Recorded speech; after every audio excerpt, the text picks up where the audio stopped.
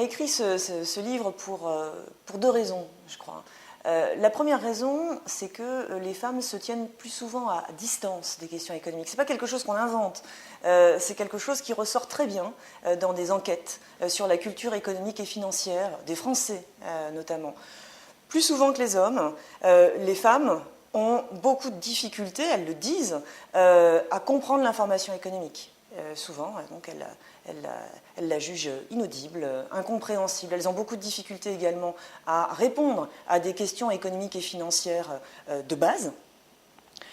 Et ce qu'on constate aussi à travers les réponses à ces enquêtes, c'est que plus souvent, les femmes s'en remettent à des conseillers, à leurs banquiers, à leur entourage pour prendre des décisions économiques.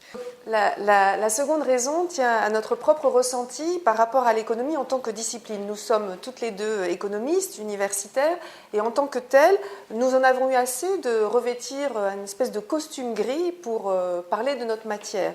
De notre point de vue, les économistes s'expriment trop souvent dans une langue technique où la subjectivité semble absente, peut-être pour faire croire qu'il s'agit d'une science exacte.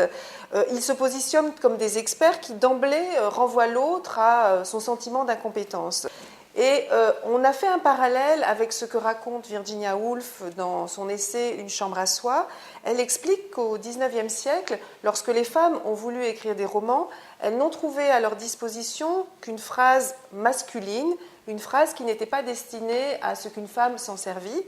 Et elle continue en expliquant qu'une écrivain comme Jane Austen s'est libérée, s'est départie de cette phrase pour en trouver une plus naturelle qui lui convenait mieux. Alors évidemment, on ne se prend pas pour les Jane Austen de l'économie, mais il nous semble que dans notre discipline aussi, cette phrase masculine existe, une phrase en costume gris, ennuyeuse, jargonneuse, sans style ni rythme, parce qu'elle fonde son pouvoir et sa légitimité sur autre chose, qui est sa technicité, sa scientificité supposée.